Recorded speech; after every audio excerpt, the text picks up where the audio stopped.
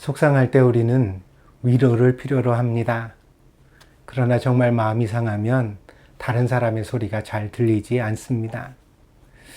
사실 마음이 굳게 닫힌 사람에게 다가갈 방법이 없습니다.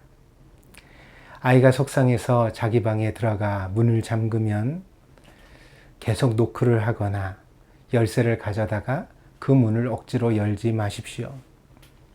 지혜로운 부모는 기다려 줄 것입니다. 아이가 스스로 문을 열고 나올 때까지 그 기다림은 아이를 존중하고 사랑하는 것입니다. 속상한 사람 옆에서 여러분도 기다려 주세요. 그냥 내가 여기 있다고 말해 주시면 충분합니다. 그러면 언젠가는 스스로 마음의 문을 열고 다가와 속상한 이야기를 여러분에게 다 털어놓을 때가 있을 것입니다. 우리는 결국 그렇게 한번 얘기를 하고 나면 좀 속이 풀리거든요. 그리고 살아갈 용기를 얻기도 합니다. 여러분 꼭 기억하십시오. 여러분이 속상할 때 주님이 여러분 곁에 계십니다. 말없이 기다려 주십니다. 여러분이 속상한 것을 주님께 다 털어놓을 때까지 주님은 떠나지 않고 여러분 곁에 계십니다. 오늘 이 예배 시간을 통하여 하늘의 위로가 여러분에게 임하기를 바랍니다. 은혜의 시간이 되기를 진심으로 축복드립니다.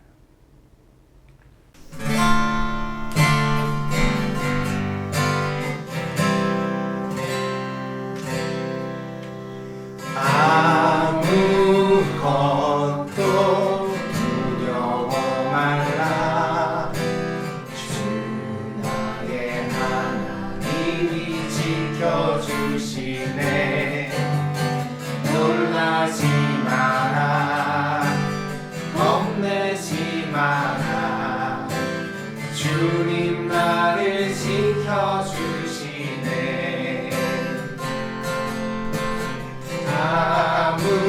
아무것도 두려워 말라. 주 나의 하나님이 지켜주시네. 놀라지 마라, 겁내지 마라. 주님 나를 지켜주시네. 내 맘이 힘에 겨워 지칠지라도 주님 나를 지켜주시네. 세상에 험한 불과 몰아칠 때도 주님 나를 지켜주시네. 주님은 나의 산성, 주님은 나의 요새, 주님은 나의 소망, 나의 힘이 되신 여호와. 주의 인자가 생명보다 나음으로 내 입술이 여호와를 찬양하리. 내 평생에 주를 찬양하며 주의 이름으로 내 손 들리라.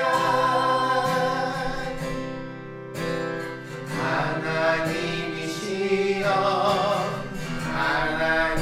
하나님이시여, 주는 나의 하나님이시로다. 나의 몸과 마음은 주를 닮아가며 이제 내가 주께 고백하는 말. 여호와는 나의 힘이요, 여호와는 나의 구원이시니 내가 누구를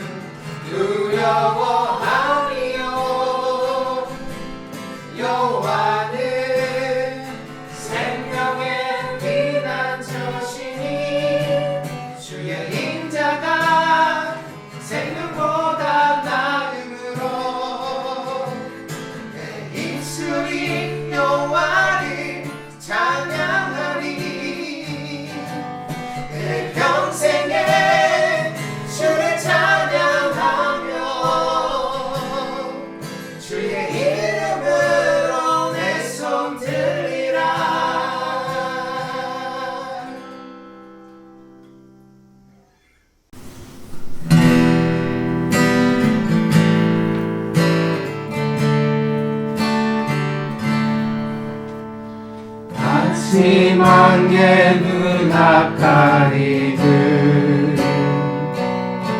나의 약한 믿음 의심 쌓일 때 부드럽게 다가온 주의 음성 아무것도 염려하지 마라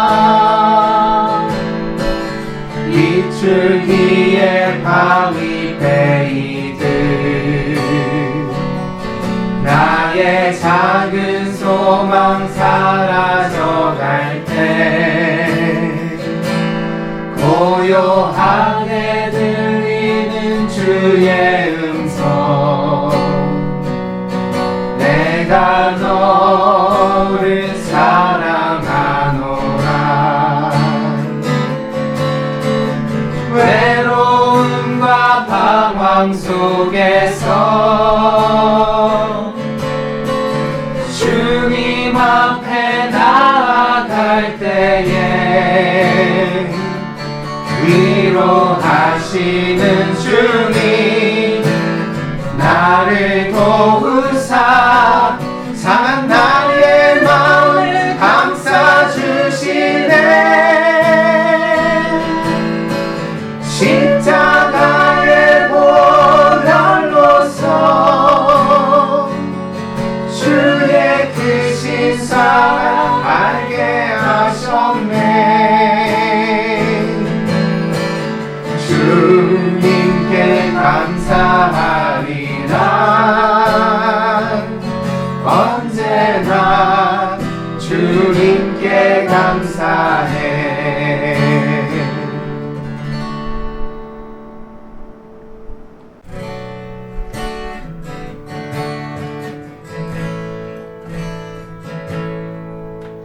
주 여호와는 광대하시도다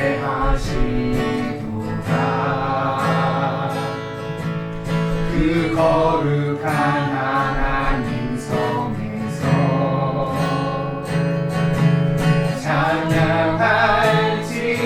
찬양할지어다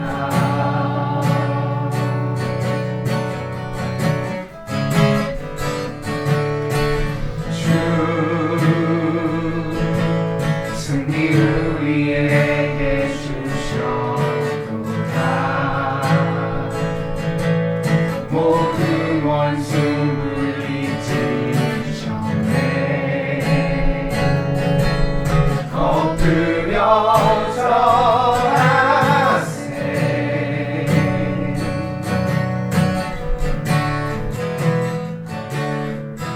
다 주의 크신 이름 높이며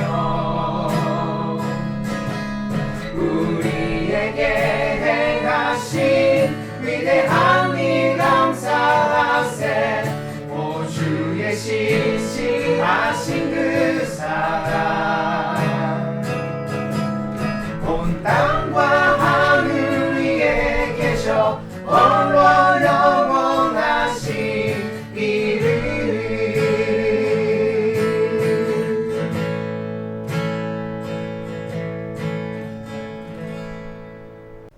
우리의 기쁨이 되시는 주님, 우리의 인생은 고되고 슬픔도 많습니다.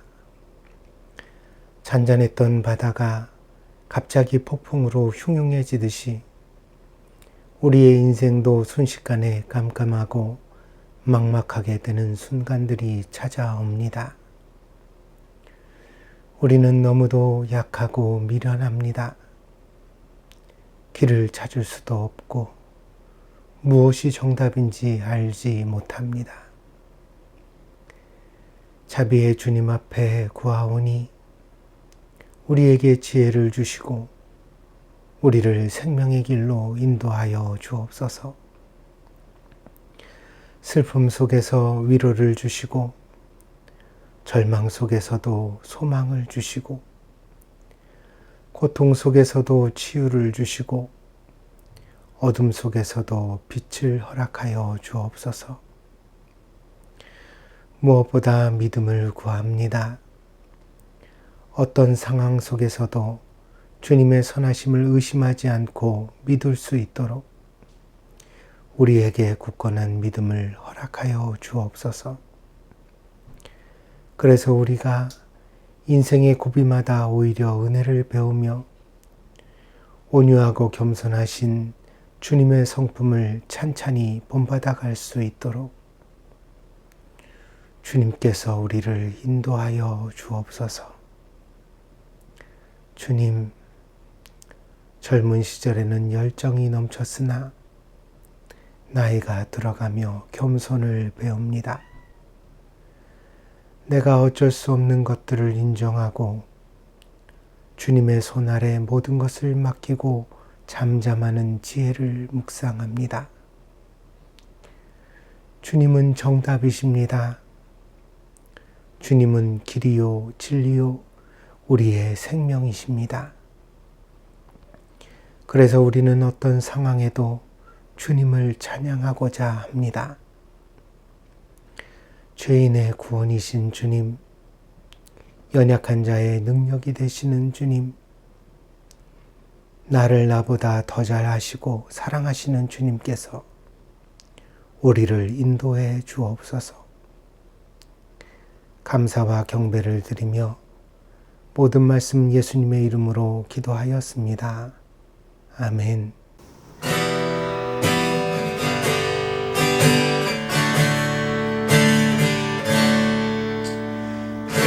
그는 나의 주 아버지 내 영혼을 불밭에 누이시고 새와 나무의 노래로 내 맘을 위로하여 주시네. 양들이 주인 찾듯이 오직 한 분 목자인 내 주님은 내가 찾고 또 따르니 주 곁에 나를 메어 주소서. 주는 내 피난처 내 요새 되시니 내 피할 곳은 주뿐이네. 나 돌아갈래 그냥 주의 집에서 내 주님 맞아 주시리. 주는 내 피난처 내 요새 되시니 내 피할 곳은 주뿐이네. 나 돌아갈래 그냥 주의 집에서 내 주님 맞아 주시리.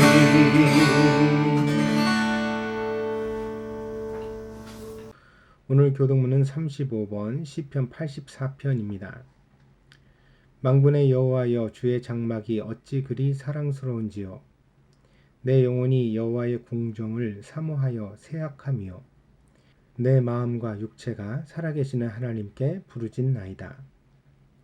나의 왕 나의 하나님 만군의 여호와여, 주의 제단에서 참새도 제 집을 얻고 제비도 새끼 둘 보금자리를 얻었나이다. 주의 집에 사는 자들은 복이 있나니 그들이 항상 주를 찬송하리이다. 주께 힘을 얻고 그 마음에 시온의 대로가 있는 자는 복이 있나이다. 그들이 눈물 골짜기로 지나갈 때에 그곳에 많은 샘이 있을 것이며 이른 비가 복을 채워 주나이다. 주의 궁정에서의 한날이 다른 곳에서의 첫날보다 나은즉 악인의 장막에 사는 것보다 내 하나님의 성전 문지기로 있는 것이 좋사오니 만군의 여호와여, 주께 의지하는 자는 복이 있나이다. 아멘. 다 같이 사도신경으로 신앙 고백 드리겠습니다. 我は天地の作り主、全能の父なる神を信ず。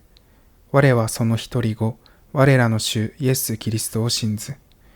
主は聖霊によりて身ごもられ、乙女マリアより生まれ、ポンテオ・ピラトのもとに苦しみを受け、十字架につけられ、死にて葬られ、黄泉に下り、三日目に死人のうちより復活し、天に昇りて、全能の父なる神の右に座したまう。賢より来たりて、生ける者と死にたる者とを裁きたまわん。我は聖霊を信ず、聖なる共同の教会、聖徒の交わり、罪の許し、体の復活、永遠の生命を信ず。アーメン。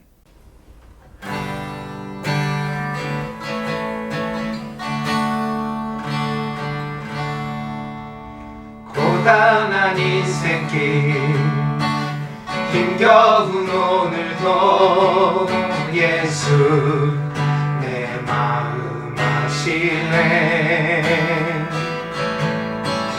지나간 아픔도 마주할 세상도 예수 내 마음 아시네. 고단한 인생길 고단한 인생길 힘겨운 오늘도 예수 내 마음 아시네. 지나간 아픔도 마주할 생각도 예수 내 마음 아시네. 믿음의 눈 들어 주를 보리. 이 또한 지나가리라. 주어진 내 삶의 시간 속에 주의 뜻 알게 하소서. 하루를 살아도 기쁨으로 가리. 예수 늘 함께 하시네. 후회도 염려도 온전히 맡기니. 예수 늘 함께 하시네. 믿음의 눈 들어 믿음의 눈 들어 주를 보리. 이 또한 지나가리라. 주어진 내 삶의 시간 속에 주의 뜻 알게 하소서. 믿음의 눈 들어 주를 보리. 이 또한 지나가리라. 주어진 내 삶의 시간 속에 주의 뜻 알게 하소서. 주의 뜻 알게 하소서. 주의 뜻 알게 하소서.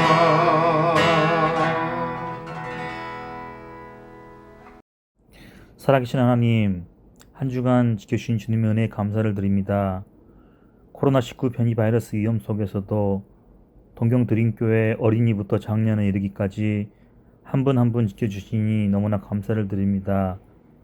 저희가 모일 때마다 임하여 주시고, 지금은 비록 비대면으로 드리는 예배이지만 신령과 진정으로 드릴 수 있도록 저희의 마음과 생각을 지켜주시길 간절히 기도합니다.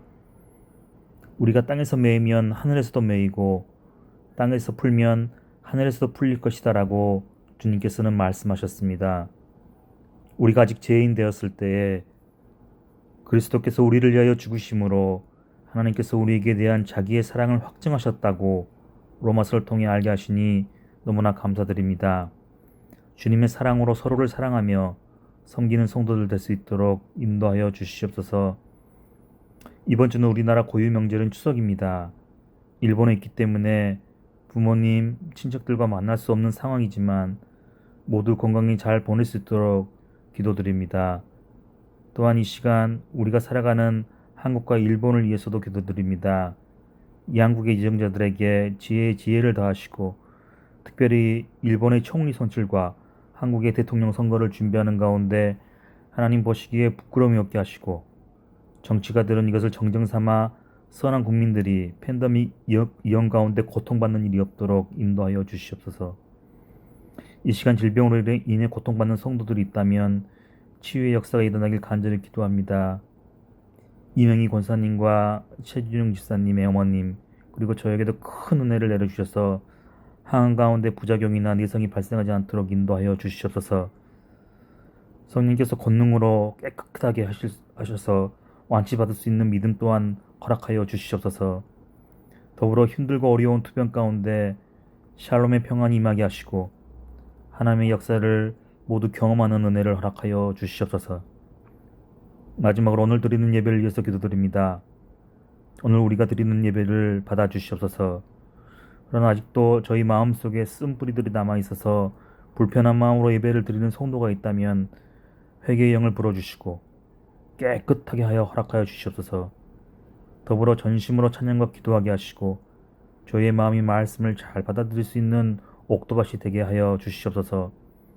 목사님이 전하신 말씀을 단순한 지식이 아니라 마음에 잘 새겨서 매일매일 변화된 삶을 살 수 있도록 하여 주시옵소서.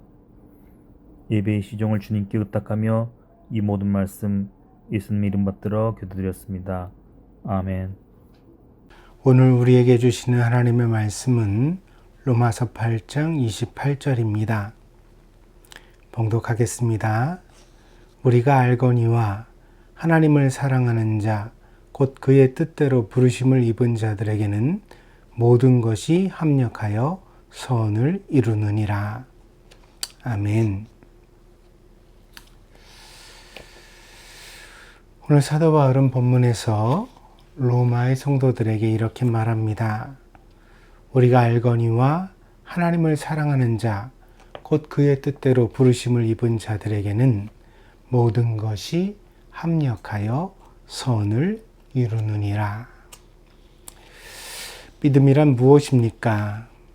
믿음을 정의 내리는 것이 쉽지 않은 일입니다. 그러나 제가 가지고 있는 신앙의 이해에서 믿음은 세 가지 내용을 가지고 있습니다. 첫째, 믿음은 하나님이 계시다는 것을 믿는 것입니다. 이것은 우리 신앙의 가장 기초이며 동시에 도덕의 근거이기도 합니다.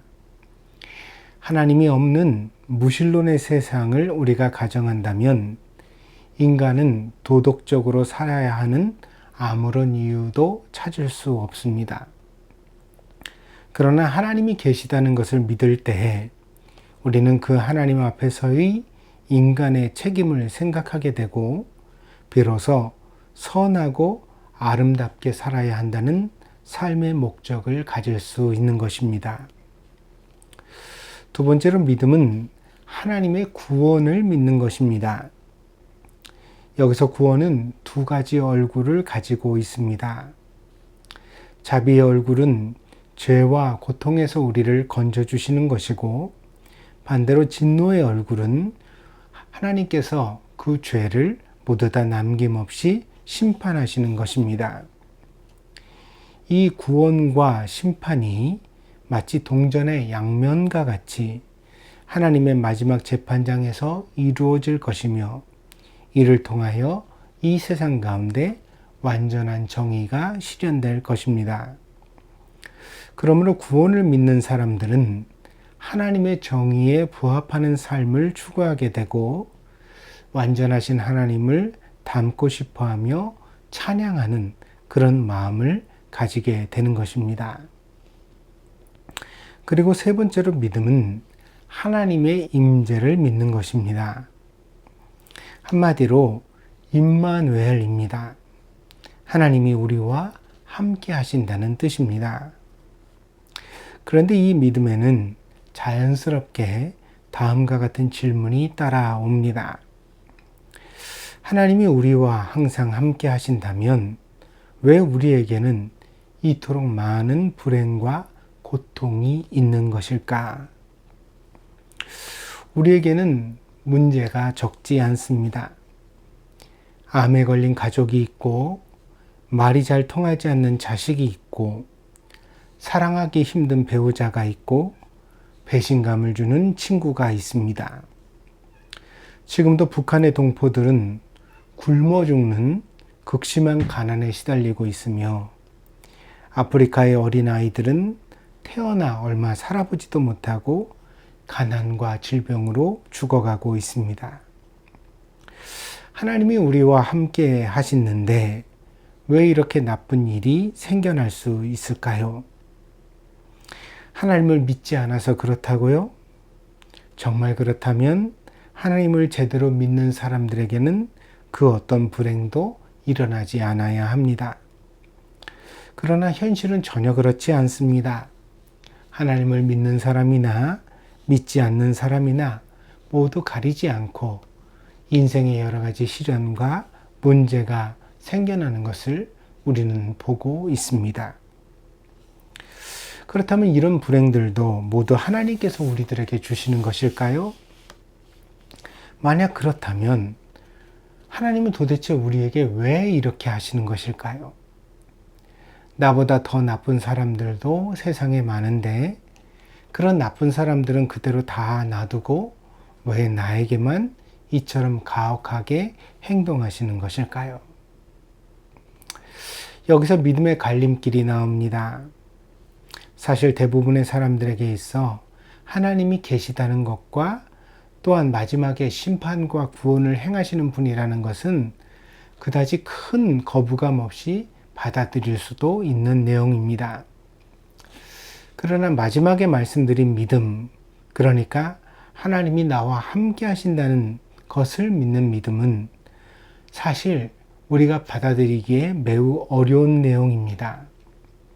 왜냐하면 바로 제가 앞에서 말씀드린 바와 같이 우리의 삶은 사랑과 정의가 넘치는 하나님과 어울리지 않는 많은 답답한 문제들로 가득 차 있기 때문입니다.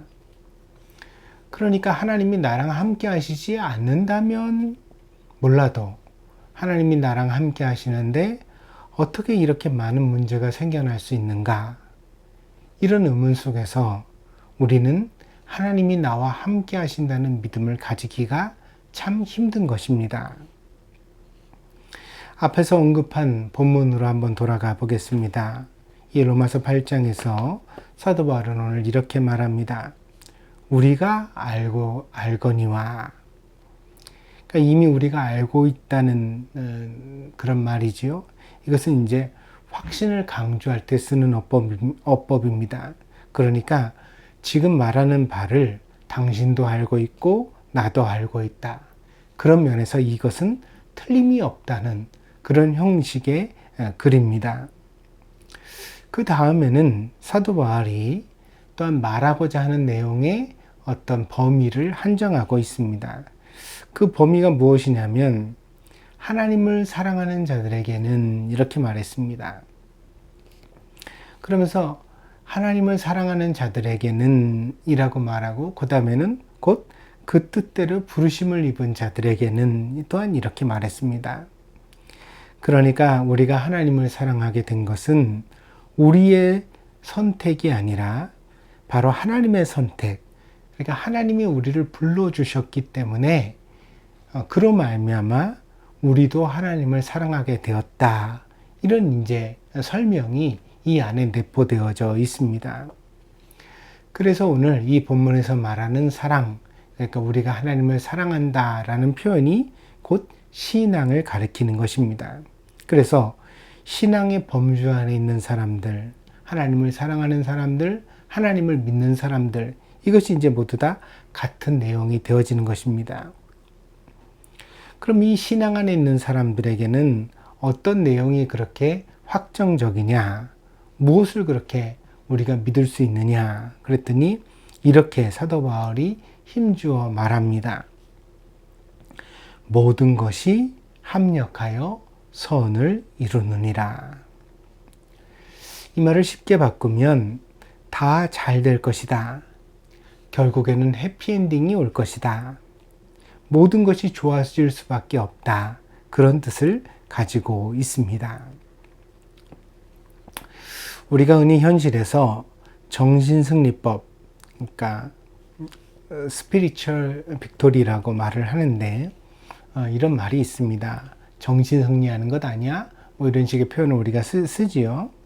이게 어떤 의미를 가지냐면 본인에게 치욕스럽거나 불리하거나 나쁜 상황을 좋은 상황이라고 왜곡하여 정신적 자기 위안을 하는 행위를 가리킵니다.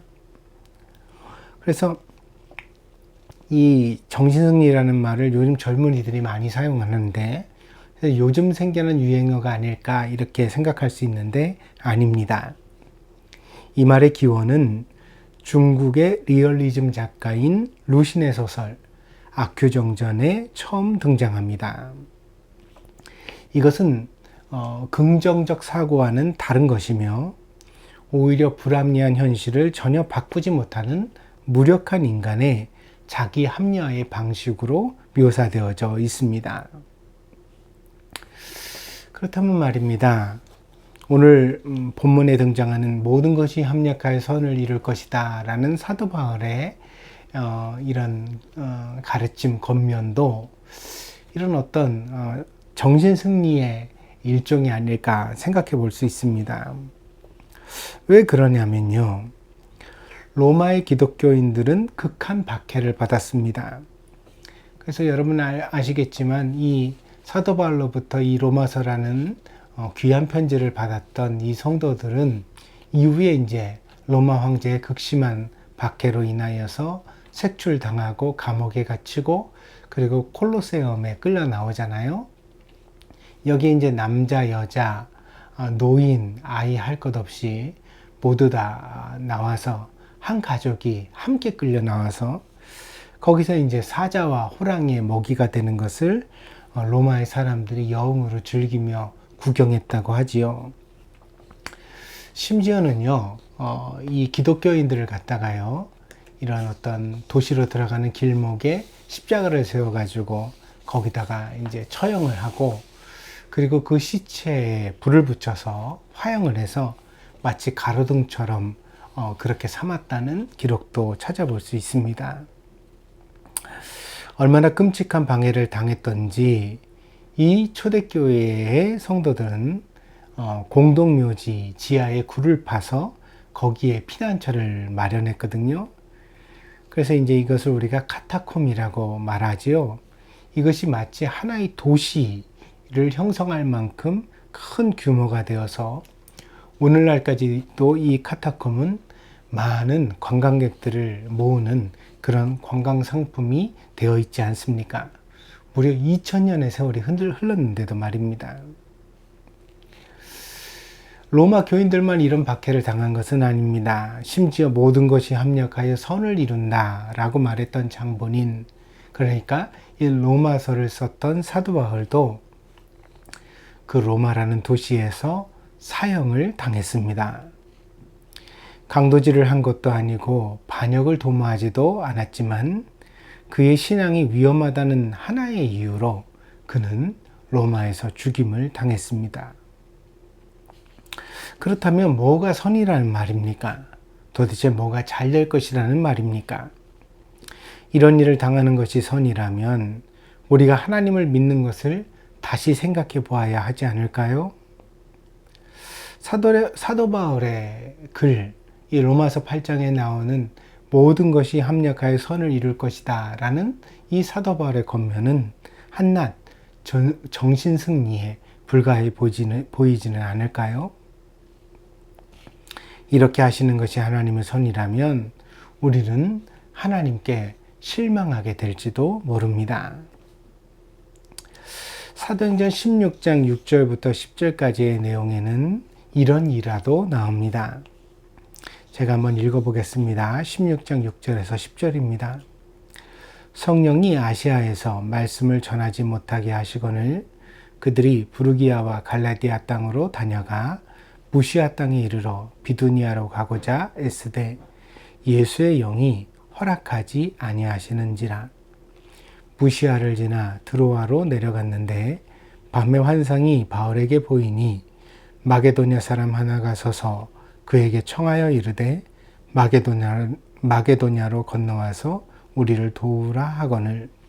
바울이 그 환상을 보았을 때 우리가 곧 마게도냐로 떠나기를 힘쓰니 이는 하나님이 저 사람들에게 복음을 전하라고 우리를 부르신 줄로 인정함이러라. 일단 이 본문에 등장하는 도시의 이름들을 우리가 지도에서 한번 찾아볼 필요가 있습니다. 이 여정은 사도 바울의 2차 전도 여행의 여정입니다. 먼저 부르기아와 갈라디아 땅을 두루 다녔습니다. 이것이 이제 이스라엘 북부에 있고요. 지금은 터키 땅입니다. 여기서 이제 두루 다니다가 그러다가 무시아 지방에 이르러 비두니아로 가고자 했습니다. 이 비두니아는 갈라디아 북부에 있는 흑해 연안 지역입니다. 그러니까 더 북쪽에 있는 그런 동쪽으로 가고자 했던 것입니다. 그런데 여기에서 문제가 생겨납니다. 누가는 7절에서 이 문제를 예수의 영이 허락하지 않았다라고 기록합니다. 아마도 특별한 계시를 받았던 것일까요? 그럴지도 모릅니다. 아니면 뭔가 그 여행에 문제가 발생하여 가는 길이 막힌 것을 의미할 수도 있습니다.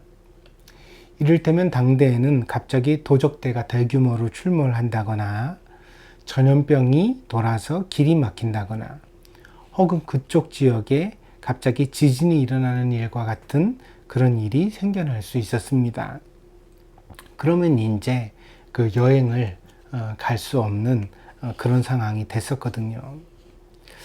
아무튼 그 결과 바울의 일행은 동쪽이 아니라 서쪽으로 왔는데 무시아에서 드로아로 오게 되어집니다.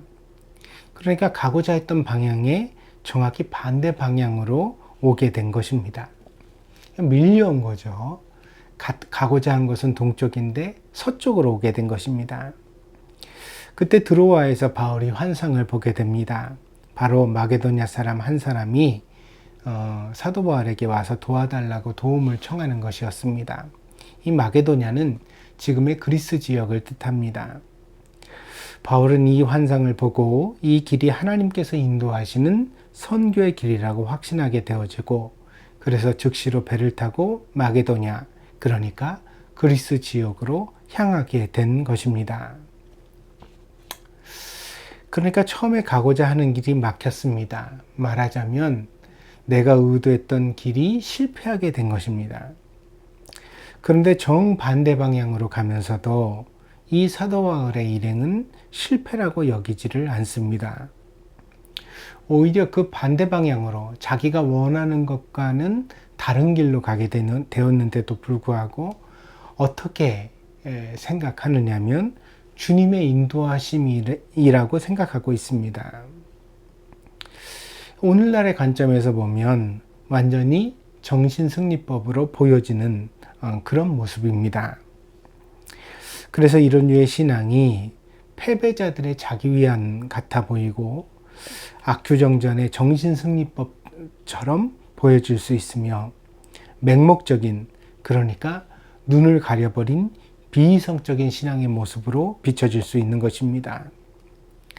그래서 많은 사람들이 이런 신앙을 받아들이기가 어려운 것입니다. 그러니까 우리는 신앙을 어떻게 여기는 바가 있느냐면요.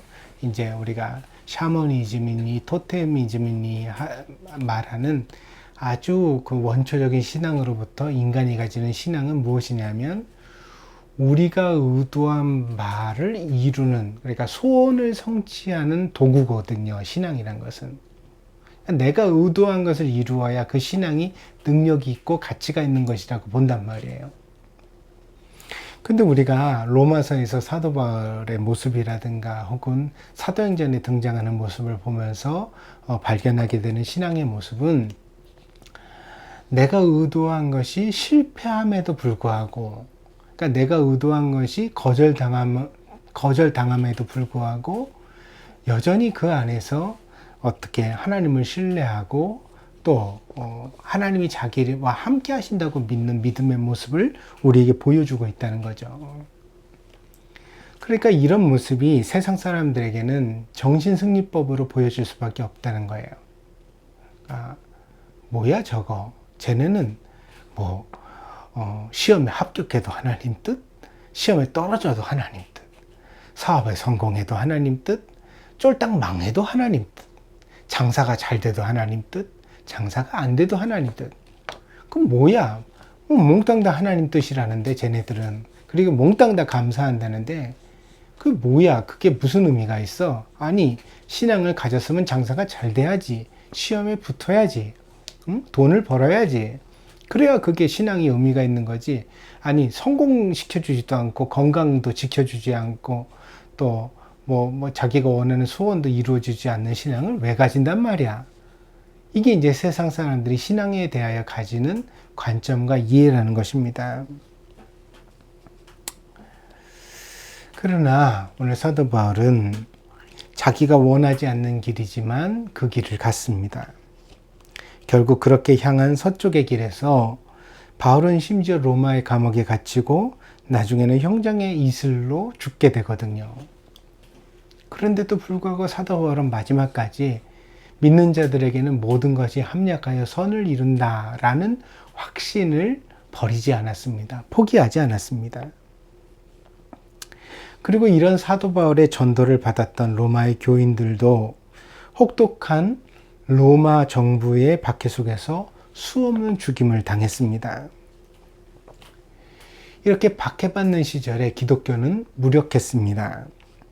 사도행전은 이런 이야기도 나오거든요. 그러니까 베드로가 감옥에 갇혔는데 천사가 그 감옥을 찾아와서 감옥의 문을 다 열어주고 묶었던 쇠사슬을 다 풀어주었다.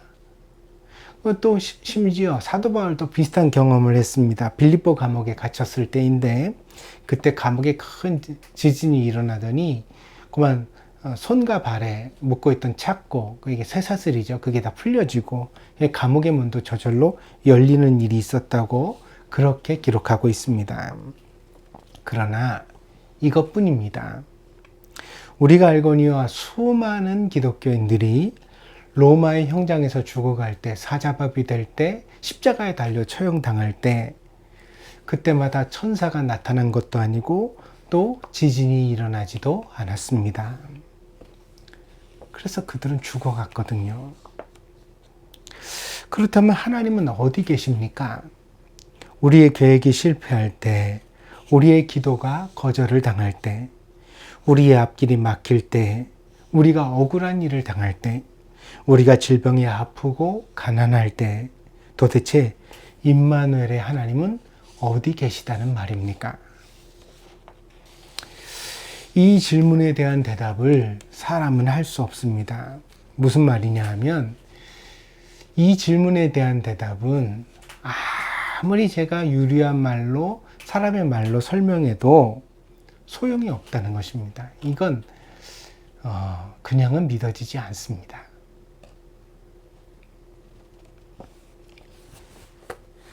그러니까 사실은 되게 유복한 환경에서 넉넉하게 풍요롭게 살아가는 사람도 하나님이 함께 하신다라는 말을 진심으로 믿기가 어렵거든요. 근데 하물며 고난과 시련과 질병과 연단과 고통 속에 있는 사람이 그럼에도 불구하고 하나님이 나와 함께 하신다라는 사실을 믿는다는 것은 결코 간단한 문제가 아니라는 것입니다.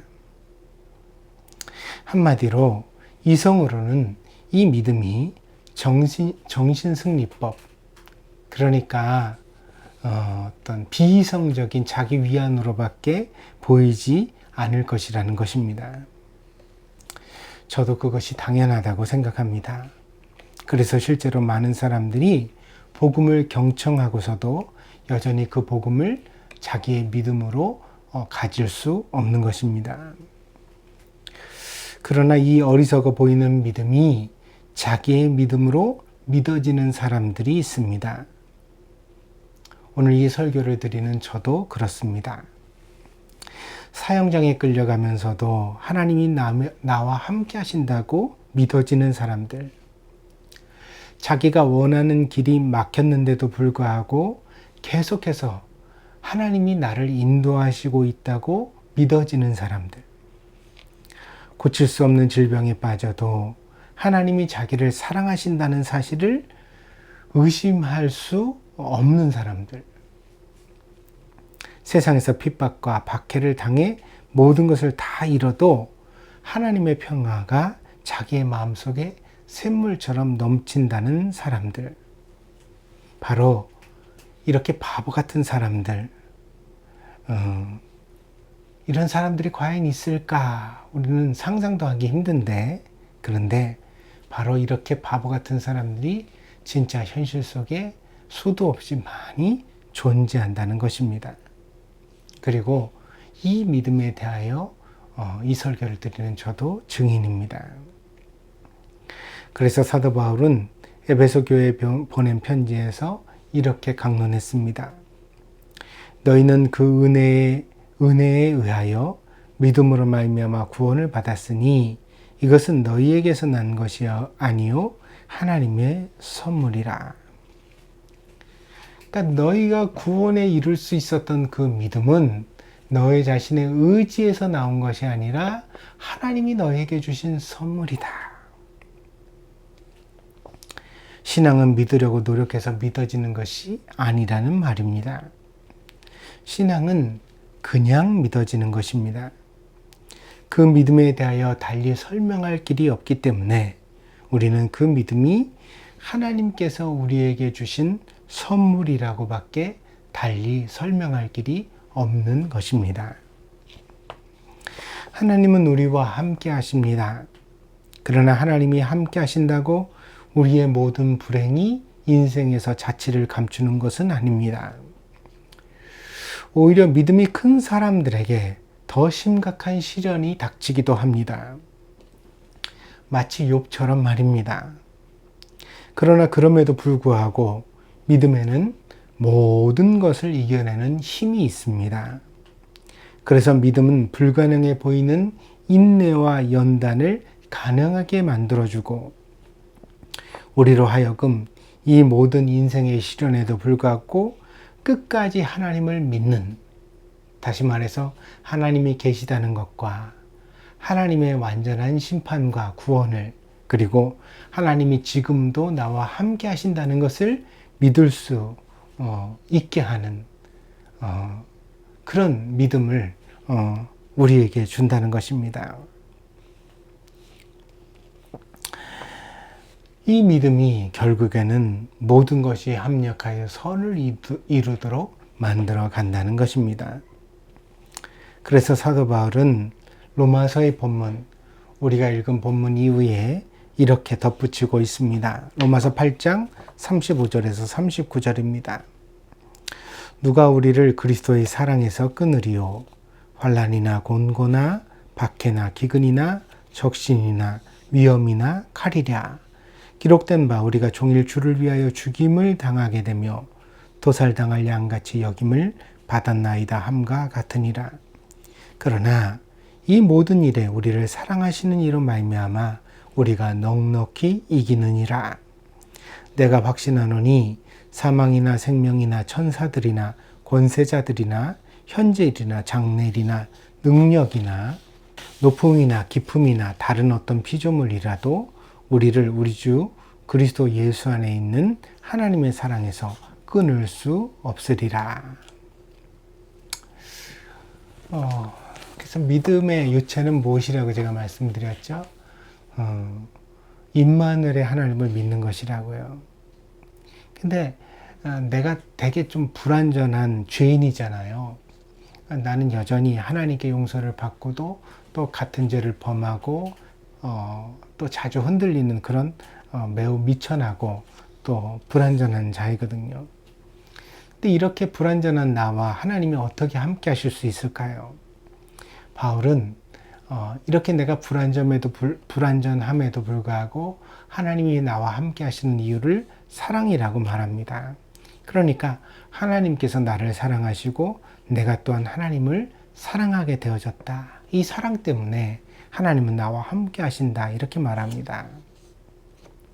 그 사랑은 환난이나 곤고나 박해나 기근, 기근은 굶주림이죠. 그리고 적신, 이건 이제 헐벗음입니다. 그리고 위험이라는 것은 협박을 뜻합니다. 그리고 칼로도 끊어지지 않습니다. 내가 하나님을 믿는다고 하더라도 이런 일들이 나에게 닥칠 수 있다는 것입니다. 그러니까 하나님을 믿는다는 게 하나님을 사랑한다는 뜻이고 하나님이 나를 사랑하신다는 뜻이죠. 그래서 이것이 곧 임마누엘입니다. 하나님과 내가 함께 공존하는 것. 그런데도 불구하고 어떤 일이 있을 수 있어요? 환난, 곤고, 박해, 굶주림, 헐벗음, 혹은 어떤 협박이나 칼과 같은 위험들이 나에게 다가올 수 있다는 것입니다. 그런데 중요한 것은 무엇이냐면 설사 이런 일이 내 인생에 생겨난다 하더라도 이 모든 것을 넉넉히 이겨낼 수 있도록 하나님의 믿음 가운데 우리를 인도해 가신다는 것입니다. 그래서 결코 내가 하나님을 사랑하고 하나님이 나를 사랑하시는 그 사랑은 결코 끊어지지 않는다. 그 사랑 속에서 이 모든 어려움을 우리가 넉넉히 이겨내게 된다. 그렇게 사도 바울은 기록하고 있습니다. 때문에 그 믿음 속에서 우리는 하나님을 찬양하고 감사하고 기뻐하게 되는 것입니다. 이런 신앙의 모습을 세상은 결코 이해할 수 없을 것입니다. 또한 감당할 수도 없을 것입니다. 마귀와 세상이 우리를 시험에 들게 하는 것이 무엇이죠? 하나님의 사랑을 의심하게 하는 것 아니에요. 너 이렇게 어려운데도, 너 이렇게 아픈데도, 너 이렇게 고통스러운데도 하나님을 믿을래? 뭐하러 믿을래? 너를 이렇게 고통 속에 그냥 두는 하나님이라면 왜 믿냐? 뭐 이런 조롱과 멸시를 우리에게 던져주는 거죠. 그러나 분명히 사도 바울은 말하죠. 뭐라고 말하냐면 그런 고통 속에서도 우리는 믿음을 통해 하나님을 느낄 수 있다. 하나님을 의지할 수 있다. 하나님을 믿을 수 있다. 히브리서에는 이런 말씀도 있습니다. 믿음이 없이는 하나님을 기쁘시게 하지 못하나니 하나님께 나아가는 자는 반드시 그가 계신 것과 또한 그가 자기를 찾는 자들에게 상 주시는 이심을 믿어야 할지니라. 히브리서 11장 6절입니다. 여기서 이제 상을 받는다 이렇게 표현을 했는데요. 이 상을 받는다는 표현이 이미 무엇을 내포하고 있냐면 이 행위가 쉽지 않을 것이라는 전제를 내포하고 있습니다. 왜냐하면 쉬운 일을 하고 상을 받지는 않잖아요. 상은 어려운 일을 해냈기 때문에 받게 되어지는 보상이거든요. 때문에 우리가 모든 것이 협력하여 선을 이룬다라고 믿는 이 믿음은 결코 쉬운 것은 아닙니다. 그러나 우리가 그렇게 믿을 수 있다면, 사도 바울처럼 우리도 이런 굳건한 믿음을 가질 수 있다면 하나님은 그 믿음에 대하여 찬란한 면류관으로 보상해 주실 것이라는 사실입니다.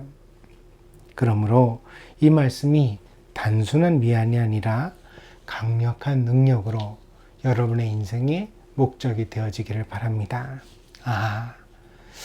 내가 하나님께 꼭 상 받는 인생이 돼야 되겠다. 내가 꼭 면류관을 쓰는 그런 성도가 되어야 되겠다.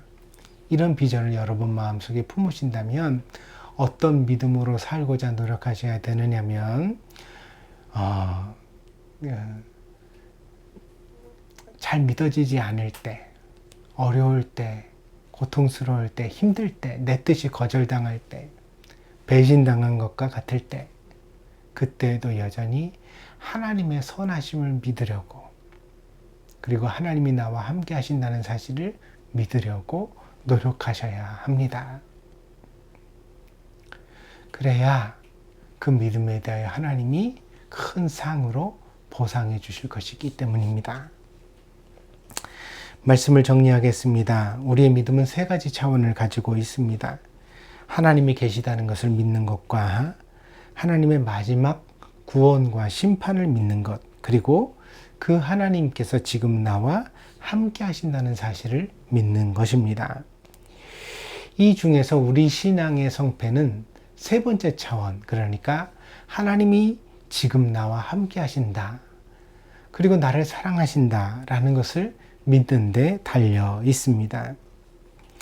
하나님이 나와 함께 하신다. 곧 임마누엘의 믿음을 가질 때 그것은 우리의 모든 상황과 조건을 뛰어넘는 것을 의미합니다.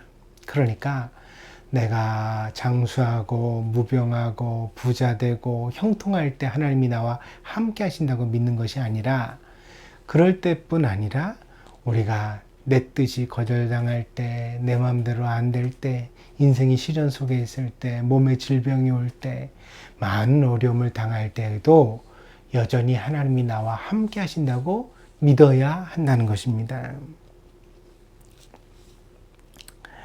이것이 참 어려운 것입니다. 때문에 이런 믿음은 장차 하나님께 큰 상을 받을 수 있습니다.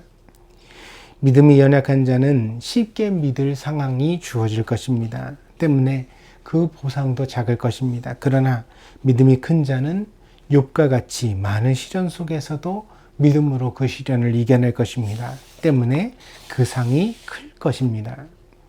그러므로 여러분의 인생에 시련이 클 때에도 믿어지는 은혜가 있다면 오히려 마땅히 기뻐하는 여러분이 되기를 바랍니다. 건강하게 평생을 살다가 하나님 앞에 부름을 받는 것도 복이에요. 우리는 사실 그런 복을 사모하지요. 그러나 때로는 우리에게 큰 질병과 어려움이 찾아왔음에도 불구하고 하나님을 믿는 것은 더 큰 복이에요. 왜냐하면 건강할 때 믿는 자의 상이 있다면 이렇게 아프고 힘들 때에도 하나님을 믿는 자의 상은 어때요? 그보다 더 클 것이기 때문이에요. 왜냐하면 어려운 걸 해냈잖아요. 힘든 것을 이루어냈잖아요. 이런 사람의 상이 더 큰 것입니다. 여러분은 큰 믿음의 선물을 받은 것일 수 있다는 것입니다. 하나님은 우리와 함께 하십니다. 그것을 의심하지 마십시오. 여러분의 육신의 눈에 때때로 비통하고 어렵고 힘든 일들이 있다 하더라도 하나님의 사랑에 대하여 확신을 가지십시오. 그리고 여러분의 인생의 길을 계속 개척해 가십시오. 하루를 살아도 기쁘게 삽시다. 그리고 결코 절망하지 맙시다. 그것이 믿음입니다. 여러분 각자가 자기의 삶에서 하나님의 은혜를 인정하며 마지막 하루까지 끝까지 웃는 낯으로 살아갈 때 하나님은 그 인생의 값을 값지게 받아주실 줄 믿습니다. 그런 자의 사람의 인생을 하나님이 기뻐하시고 장차 주님의 나라에서 면류관으로 칭찬해 주실 줄 믿습니다. 그러므로 오늘 여러분의 삶이 믿음으로 빛나게 되기를 바랍니다. 여러분 인생의 마지막 하루까지 참된 믿음을 통해 하나님을 믿고 우리 인생의 해피엔딩을 기대하며 기쁨으로 채워가는 하루하루가 되기를 축복합니다. 기도하겠습니다.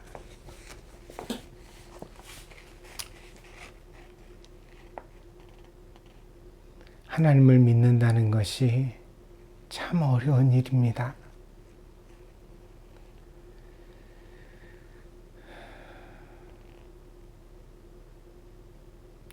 믿을 수 있도록 도와주시옵소서. 그 어떤 상황 속에서도 하나님이 나와 함께 계시고 나를 사랑하신다는 것을 의심 없이 받아들일 수 있는 믿음을 우리에게 허락하여 주시옵소서. 그 믿음으로 절망을 바꾸어 소망되게 하고 근심을 바꾸어 기도되게 하고 고통을 바꾸어 찬양되게 하는 저희가 되게 하여 주옵소서. 하루를 살아도 감사하며 살게 하시옵소서. 기뻐하며 소중하게 살게 하시옵소서.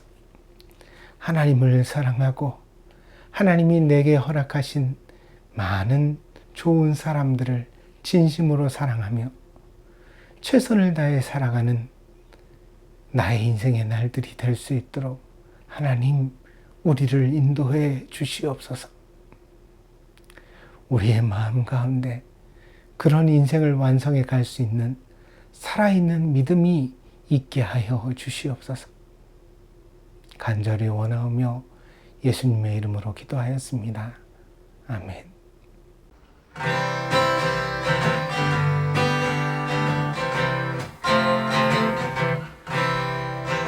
이 다음에 예수님을 만나면 우리 뭐라 말할까? 그때에는 부끄러움 없어야지. 우리 서로 사랑해. 하나님이 가르쳐준 한 가지, 내 이웃을 내 몸과 같이 사랑해요. 미움 다툼 시기 질투 버리고 우리 서로 사랑해.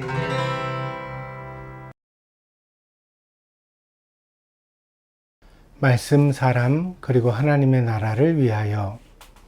하나님의 말씀을 항상 마음의 중심에 간직하고 내게 맡겨주신 주님의 사람들을 진심으로 사랑하며 하나님의 나라를 향하여 믿음으로 전진하는 동경드림교회 성도들이 되시기를 바랍니다.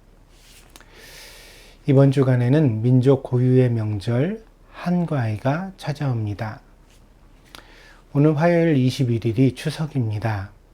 고국에 있는 부모님과 형제들에게 우리가 진심으로 안부를 전할 수 있기를 바랍니다. 또한 성도 간에도 좋은 교제가 있기를 기대합니다. 코로나 바이러스를 함께 이겨냅시다. 백신을 접종하고 생활 방역을 잘 실천하면 반드시 이겨낼 수 있습니다. 아직까지도 백신 접종을 마치지 못한 분들은 적극적으로 참여해 주시고 또한 마지막까지 생활 방역에 다 함께 주의를 기울여 주시기를 바랍니다. 무엇보다 마스크 사용이 제일 중요합니다. 일상생활 가운데서 우리의 마스크 사용이 흐트러지지 않도록 다 같이 주의해 주시기를 바랍니다. 투병 중인 교우들을 위하여 함께 기도해 주십시오. 우리 이명희 권사님과 최동윤 집사님, 그리고 최진웅 집사님, 어머님을 위해서 다 함께 기도해 주시기를 바랍니다. 그리고 이번 주간에 한 가지 더 기도 제목을 부탁드리게 되었습니다. 저희 아내가 이번에 병원에서 척수 종양을 진단받게 되었습니다. 이 척수에 종양이 생겨서 꼭 수술을 필요로 하는 그런 상황이 되었습니다. 짧게는 3개월, 길게는 6개월 정도의 회복 기간이 필요하다고 할 만큼 까다로운 수술을 받게 될 것 같습니다. 그래도 다행히 종양이 악성이 아니라 양성이라고 판정되어서 이렇게 좀 안심하는 마음을 가지고 수술에 임하게 된 것을 감사하게 생각하고 있습니다. 모든 병원을 선택하고 또 수술하는 과정이 순조로울 수 있도록 여러분들이 함께 기도해 주시기를 부탁을 드립니다. 담임 목사는 한국에 잘 다녀왔습니다. 방역 조치가 강화되어서 여러 가지 출입국에 어려움이 있었지만 그러나 일정을 잘 소화하고 지난 목요일에 무사히 돌아오게 되었습니다. 그간의 목사를 위하여 기도해 주신 여러분에게 감사 말씀을 드립니다. 중보기도에 다 같이 참여해 주십시오. 어려운 때일수록 기도의 마음을 같이 해야 하겠습니다. 나라와 민족을 위하여, 교회를 위하여, 가정을 위하여 함께 기도하고자 합니다. 하루속히 코로나 상황이 극복될 수 있도록, 그리고 또한 남북 관계가 개선되고 평화가 진전되는 한반도가 되어지도록, 또한 한국과 일본의 한일 관계가 원만해질 수 있도록 다 함께 기도해 주시기를 바랍니다. 동경드림교회를 위해서도 기도해 주십시오. 교회가 든든해야 교우들의 삶과 신앙도 든든할 수 있습니다. 교회를 위하여 기도하실 때는 또한 사역하는 목사를 위해서도 여러분 함께 기도해 주시기를 바랍니다. 그리고 그간에 목사가 한국의 일정으로 인하여 멈춰 있었던 에베소 강해를 이번 주부터 시작하고자 합니다. 여러분 모두 다 같이 하나님 말씀 묵상하고 공부하는 것에 다시 한번 마음을 모아주시기를 부탁을 드립니다. 하나님 말씀이 있어야 인생의 여러 가지 시련들을 잘 이겨낼 수 있습니다. 여러분들 하나님 말씀을 꼭 붙든 성도들이 되시기를 바랍니다. 다른 광고가 없으시면 2021년도 주제 찬송입니다. 주님 마음 내게 주소서 함께 찬양드리고 축도로 예배를 폐하도록 하겠습니다.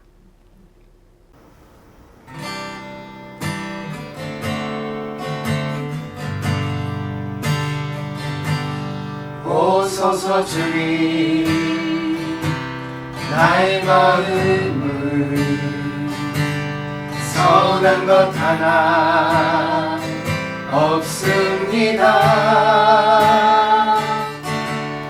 그러나 내 모든 것 주께 드립니다. 사랑으로 안으시고 날 새롭게 하소서. 주님 마음 내게 주소서. 내 아버지 주님 마음 내게 주소서.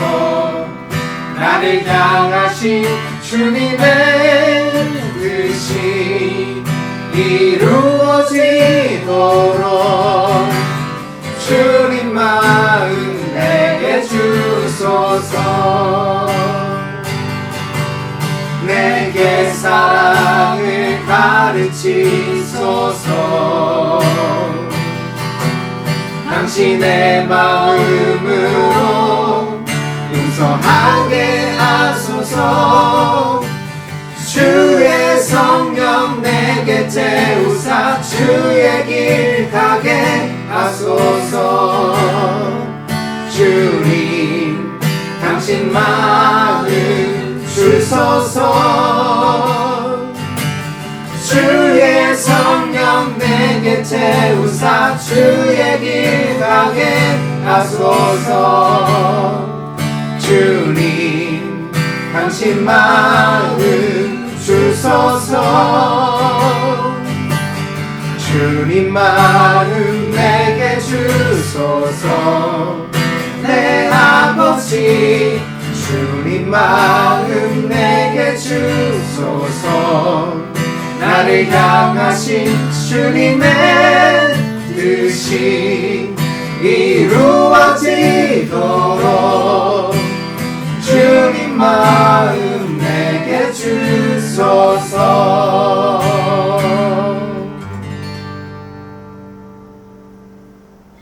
우리 믿음의 주가 되시고 우리의 모든 인생의 여정 가운데 선한 목자로서 함께 동행해 주시는 주님, 주의 은혜와 사랑을 감사드립니다. 오늘도 주님 앞에 예배드린 사랑하는 성도들, 굳은 믿음으로 주님께서 붙들어 주셔서 인생의 그 어떤 역경과 시련 속에서도 주님을 배반하지 아니하며 오직 영생의 길을 걸어갈 수 있는 복된 성도들이 될 수 있도록 인도하여 주시옵소서. 아버지 하나님, 무엇보다 하나님의 말씀을 붙들기를 원합니다.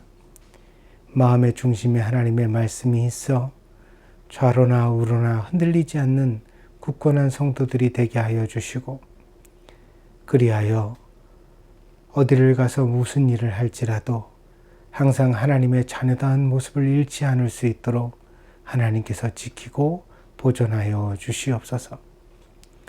사랑하는 성도들을 위하여 복을 비오니 부부가 서로 존경하며 사랑하여 살아가게 하시고, 자녀를 양육할 때 주의 교양과 훈계로 양육하게 하시며, 사랑하는 성도들이 일하는 일터에는 하나님 보람의 열매를 주셔서 땀 흘려 수고한 것만큼 합당한 결실이 맺혀질 수 있도록 축복하여 주옵소서.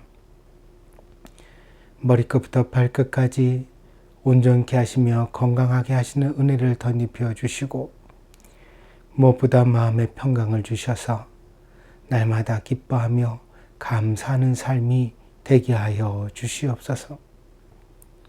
관계의 축복을 주셔서 일평생 외롭지 않게 하시고 주변에 좋은 사람 많이 두어서 함께 교제하며 즐거움을 누리게 하시고 아버지 하나님 무엇보다 믿음의 축복을 허락하여 주셔서 사랑하는 성도들이 참된 신앙에서 흔들리지 않는 견고한 신앙인으로 살아갈 수 있도록 하나님 축복하여 주시옵소서.